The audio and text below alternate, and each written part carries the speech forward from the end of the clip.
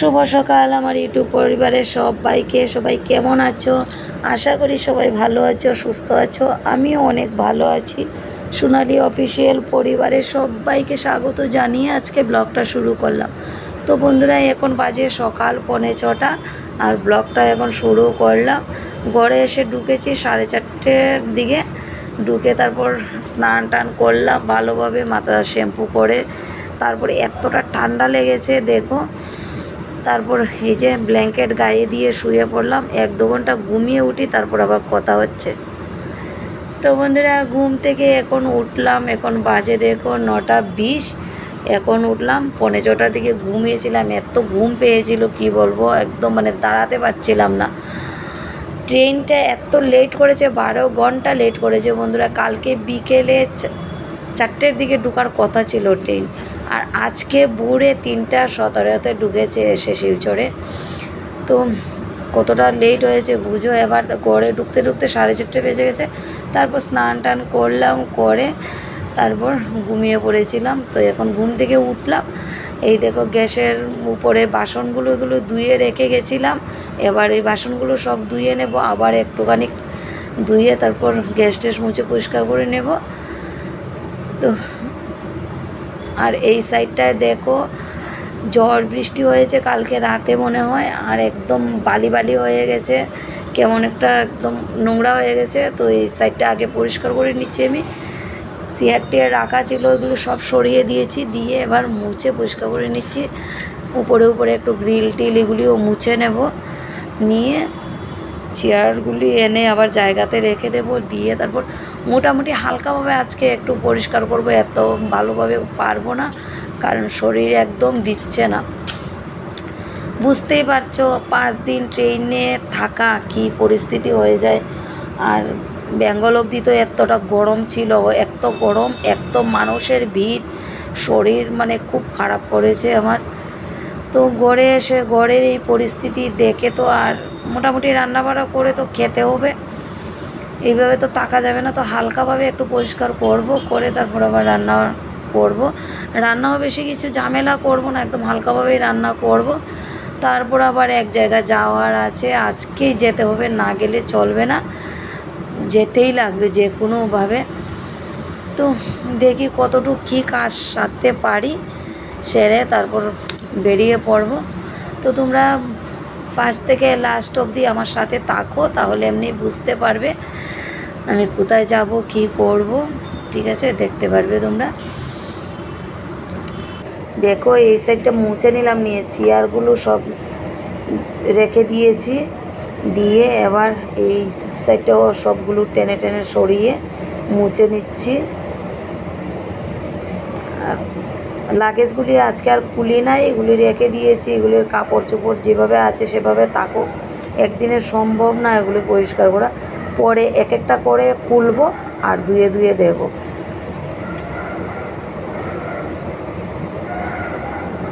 তো প্রথমেই ঘর মুছে নিচ্ছি দেখো, কারণ হচ্ছে হাঁটতেই পারছি না আমি, এত বালি বালি লাগছে পায়ের মধ্যে। আসলে রাতে ঝড়ি বৃষ্টি দিয়েছে তো, আর খুব জুড়ে হাওয়া দিয়েছে মনে হচ্ছে, তার জন্য পাতা, গাছের পাতা, তারপরে বালি অনেক হয়েছে, একদম হাঁটতেই পারছিলাম না। তার জন্য ভাবলাম আগে মুছে নিই, তারপর বাসন ধোবো, গ্যাস মুছবো। মানে উল্টো হয়ে গেছে, প্রথমে বাসন ধুয়ে গ্যাস মুছে তারপর ভাবছিলাম ঘরটা মুছবো। না, আমি দেখছি আমার বিরক্তি ভাব লাগছে, একদম হাঁটতে পারছি না আমি, তার জন্য প্রথমে মুছে নিলাম। নিয়ে দেখো চলে আসলাম এইদিকে। এগুলি সব ধোয়া বাসন ধুয়েই রেখে গেছিলাম, যাওয়ার সময় গ্যাস ট্যাস মুছে রেখে গেছিলাম, কিন্তু এতদিন তো বন্ধ ছিল দরজা টরজা, আর কেমন লাগছে একদম। এটার মধ্যে আবার রান্না করব, তো ভাবলাম হালকাভাবে একটু পরিষ্কার করে নিই।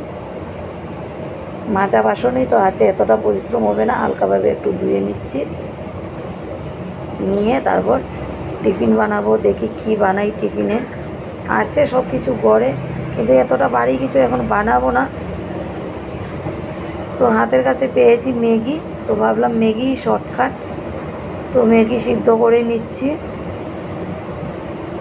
ম্যাগি ফ্রাই করে বানাবো না, এমনিতেই মানে সিদ্ধ ম্যাগি বানিয়ে নিচ্ছি, কাঁচা লঙ্কা আর এসে দিয়ে ম্যাগি মশলা দিয়ে। আর ওই চা হয়ে গেল, তো আবার খেয়ে নেব। খিদেও পেয়েছে খুব জুড়ে করে, বেলা অনেকটা হয়েছে তো আর কিছু তো খাওয়া হয়নি, স্নান করে করে শুয়ে পড়েছি। তো দেখো নিয়ে বসে পড়লাম, সবাইকে দিলাম, দিয়ে আমিও এবার খেয়ে নেব।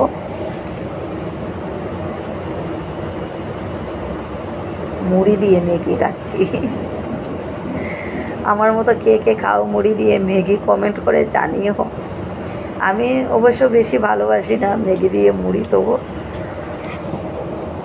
তো টিফিন করে টিফিনের বাসনগুলি ধুই নাই, চলে আসলাম। দেখো এইদিকে যাওয়ার সময় চালের বস্তাটা এমনিতেই রেখে গেছিলাম, চালগুলো আর ডালা হয়নি, তো এবার আর ঢেলে নিচ্ছি। আর এই দেখো সব কটু মটো ওইগুলি সব ঘরের ভিতরে এনে রেখে গেছিলাম, কারণ ইঁদুর খুব আছে, এমনিতে বোঝা যায় না, মানে সময়ে সময়ে হঠাৎ করে দেখা যায় এক দুটো আসে কোথার থেকে, তার জন্য ঘরের ভিতরে সব রেখে গেছিলাম।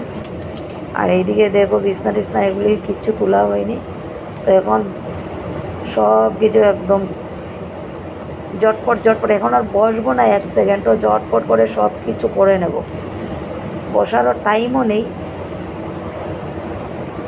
তো চালগুলি গুছিয়ে নিলাম, কোটো মোটো যা ছিল ঘরে সব কিছু এনে রেখে দিয়েছি রান্নাঘরে এনে। আর এদিকে ডাল সেদ্ধ বসিয়েছিলাম, বসিয়ে কাজে লেগেছিলাম, তো ডালটা সেদ্ধ হয়ে গেছে। এবার ডাল ফোড়ন দিয়ে দেব, দিয়ে প্রেশার কুকারে চাল ধুয়ে দিয়েছি, ডালটা নামিয়ে প্রেশার কুকারটা গ্যাসে বসিয়ে দেব, দিয়ে আলু কাটতে বসবো।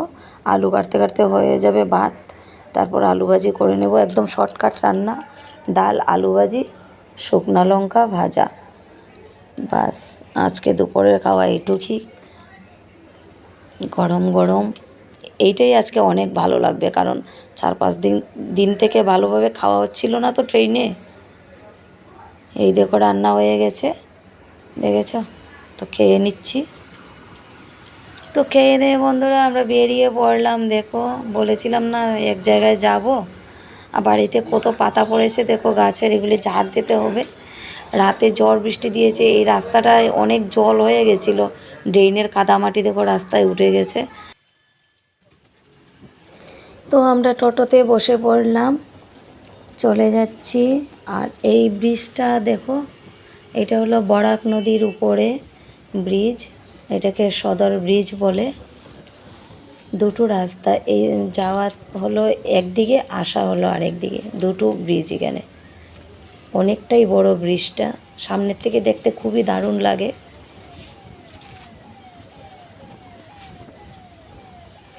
আমাদের এখানকার যারা লোকজন সবাই তো জানেই, চেনেই, তো যারা আমাদের মানে শিলচরের বাইরে আছো তাদেরকে একটু দেখালাম ভিডিও করে। তো আমরা টাউন থেকে বেরিয়ে পড়েছি,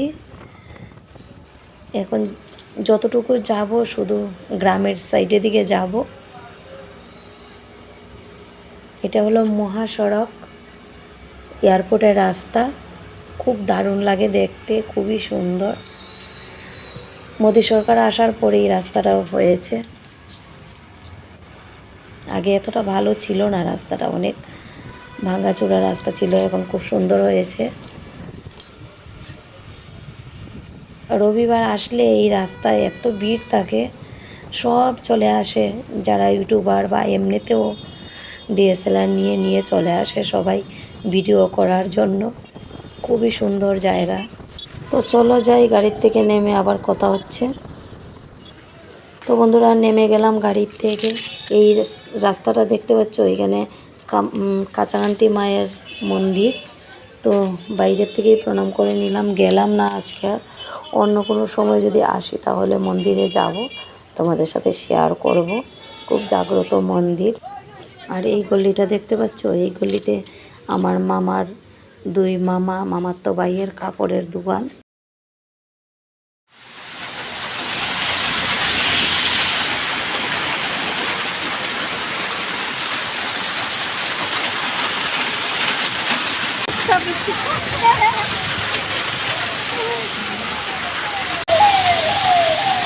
আমি আরো দিতে বলছিলাম বন্ধুরা যে ছাতা কেন এনেছিস, ছাতা কেন এনেছিস, কখন থেকে ওকে বকছি যে তোর ছাতা তুই হাতে নে, আমি পারবো ছাতা বসে বসে নিতে আর বকছিলাম। আর এখন তখন হঠাৎ করে একটা ডাক দিয়েছে দিয়েই বৃষ্টি চলে এসছে। চিন্তা করে এবার সাথে সাথে ছাতাটা খুলে এখন দোকানের পাশে দাঁড়িয়ে আছি। তো এখন আমাকে বলছে, হ্যাঁ আমাকে তো এতক্ষণ থেকে বকছিলে, এখন কি করতে ছাতা না আনলে? আমাকে বলছে তো বলে না লোকে বাচ্চাদের কথা কখনো কখনো শুনতে হয়, সত্যি ঠিকই। নয়তো এখন পুরো একদম ভিজে ভিজে অবস্থা খারাপ হয়ে যেত। আরও কতটা জায়গা এখনো যাওয়ার বাকি।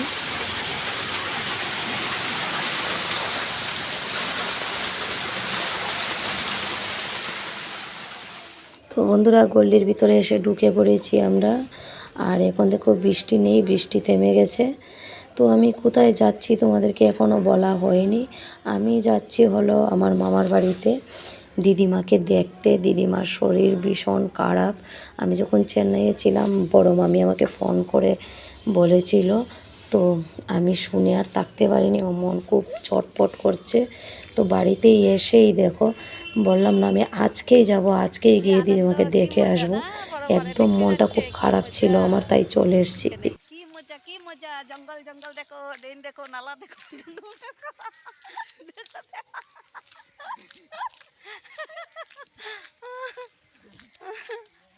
তারপরে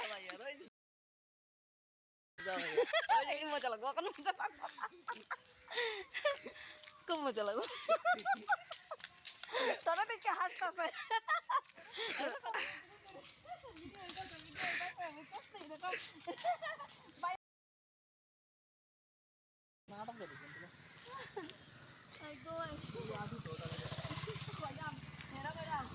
তো বন্ধুরা রাস্তায় দেখো কার সাথে দেখা হলো। ও হলো আমার বাসুরপুত ছোটোজন। তো ও আমাকে দেখে যেতেছিল বাজারে, আবার ঘুরে চলে যাচ্ছে বাড়িতে আমার সাথে। দেখো খুব মানে আনন্দ হয়েছে আমাকে দেখে। তো বন্ধুরা আমি চলে আসলাম দেখো মামাদের ঘরে। এসে সন্ধ্যা হয়ে গেছে।